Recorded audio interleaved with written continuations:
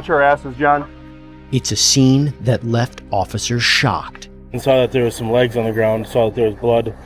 A race to find a missing girl, and the evil behind it all. There is no doubt in my mind that you are one of the most dangerous men to ever walk on this planet. Barron County 911, where is your husband?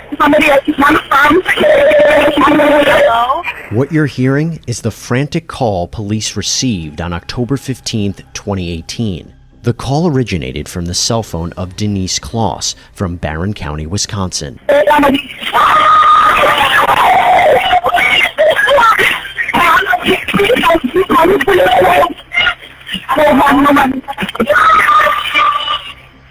You don't hear a whole lot of explanation. You hear some words, but you mainly hear the chaos that's going on. Hello? Officers rushed to the home of Denise, her husband James, and their 13-year-old daughter, Jayme.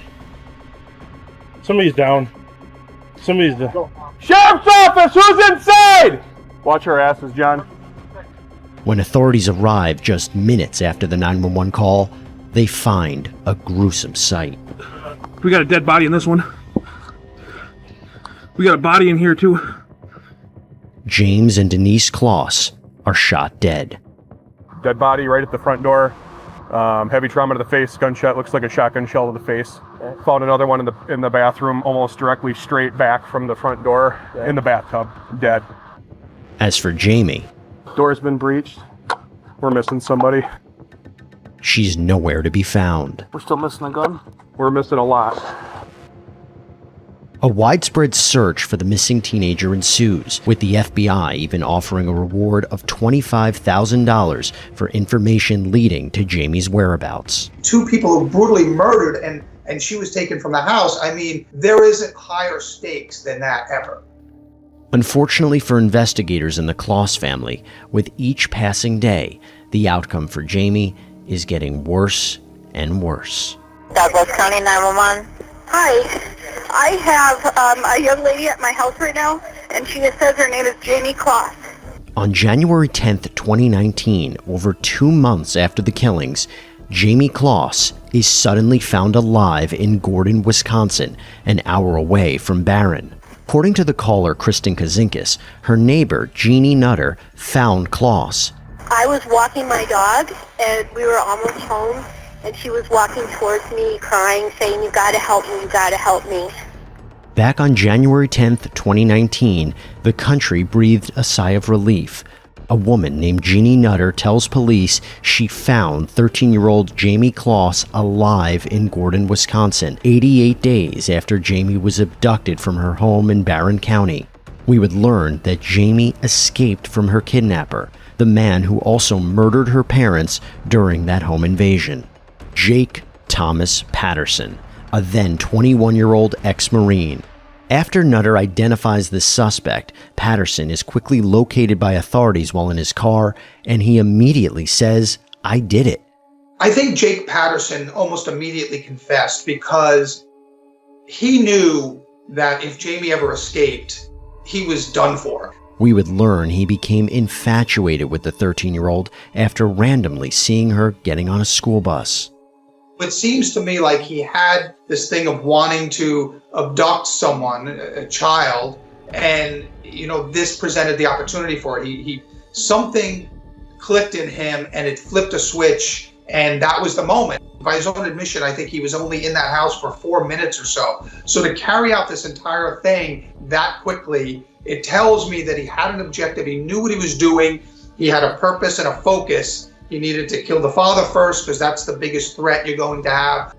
He actually shot James through the window, point blank, before shooting the front door, kicking it down, and then trying to find where Jayme was. He ended up busting through into the bathroom and finding them both in the tub, with the mother trying to protect her at that point. Investigators then realized that Patterson slipped through their fingers.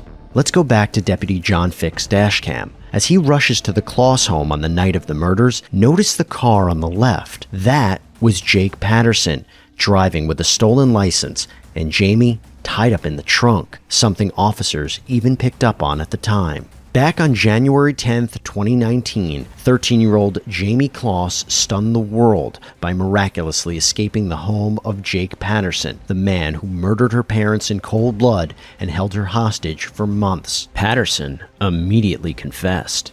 He said he kept the girl locked in his cabin, at times forcing her under his bed for hours with no food, water, or bathroom breaks. They would play board games, watch TV, and would even sleep in the same bed. Patterson, though, never thought Jayme would actually try to escape. It must have taken everything inside her to just take that moment and run. Patterson claims despite his obsession with Jayme, he never sexually assaulted her. Patterson ends up not fighting the charges. How do you plead to that charge? Guilty.